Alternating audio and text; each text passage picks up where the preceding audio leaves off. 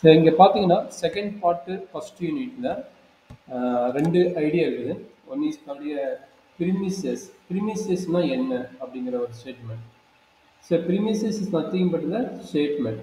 Already நான் discrete மெத்தடில் statement என்னன்னு பார்த்தோம். சரிங்களா? Maybe multiple of construction and டிசென்ஷன்ஸோட ஸ்டேட்மெண்ட் வரலாம். ஆர் நம்ம நார்மலாக சிம்பிள் ஸ்டேட்மெண்ட்டாகவும் இருக்கலாம். சரிங்களா? அப்போ ப்ரிமிசஸ்னா மீனிங் என்ன சொல்கிறாங்க? Is a statement in an argument. ஓகேங்களா?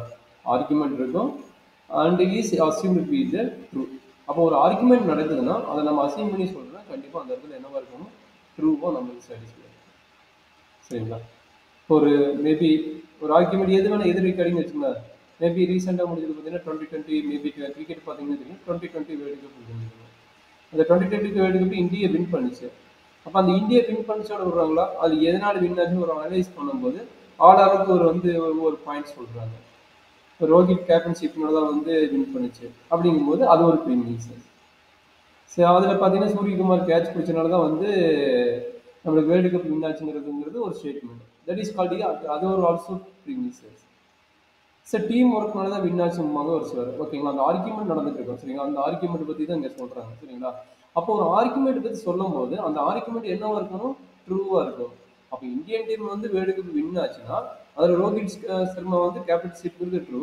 அந்த சூரியகுமார் வேற கேட்ச் பிடிச்சாங்கிறது அது true. And team work is also true.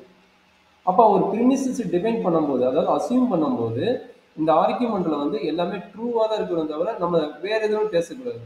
இப்போ வேர்ல்டு கப்பை பற்றி பேசணும், அந்த ஆர்குமெண்ட்டை பற்றி ரெக்கார்டிங் தான் நம்ம பேசணும். அதுவும் என்ன இருக்கும்? ட்ரூ ஆர்குமெண்ட்டாக தான் இருக்கும். இப்போ நான் கிரிக்கெட்டை பற்றி பேசுகிறேன். கரண்ட் இயரில் 2020 வேர்ல்டு கப் வின் பண்ண நடக்கிறது நம்ம சச்சின் டெண்டுல்கர் பற்றி பேசணும். அது சச்சின் டெண்டுல்கர் ரிட்டையரே ரொம்ப வருஷம் ஆயிடுச்சு. அப்போ அது ட்ரூ ஆகுமா? அது கிரிக்கெட் பிளேயர்னு சொன்னால் ட்ரூ ஆகும். பட் வேர்ல்டு கப் கரண்ட் இயரில் வின் பண்ண இடத்துல அது ஃபால்ஸாக இருக்கும். சரிங்களா? அப்போ ப்ரிமிசஸ்னா என்ன? Is a collection of the statement. Okay, and also argument. ஒரு ஸ்டேட்மெண்ட்னா ஒரு ஆர்குமெண்ட் நடக்கும். அந்த ஆர்குமெண்ட் நடக்கிற ஸ்டேட்மெண்ட் எப்படி இருக்கணும்? ஒன்று அசீவ் பண்ணிட்டு சொல்லலாம், அல்லது அந்த அசீவ் பண்ணுற ஸ்டேட்மெண்ட் எப்படி இருக்கணும்? ட்ரூவாக இருக்கணும். இது எல்லாம் சாட்டிஸ்ஃபை ஆக தான் ப்ரிமிசஸ். சரிங்களா? அப்போ ப்ரிமிசஸோட டெஃபினேஷன் கொஞ்சம் கிளியர் ஆகிக்குங்க. நம்ம ஏனா தானே அசீவ் பண்ணி எடுக்க முடியாது. ஒன்று அவன் கொடுத்துருப்பான், இல்லைன்னா நம்ம எடுக்கிற ஸ்டேட்மெண்ட் இந்த ப்ரிமிசஸ்க்கு சாட்டிஸ்ஃபையாக இருக்கும்.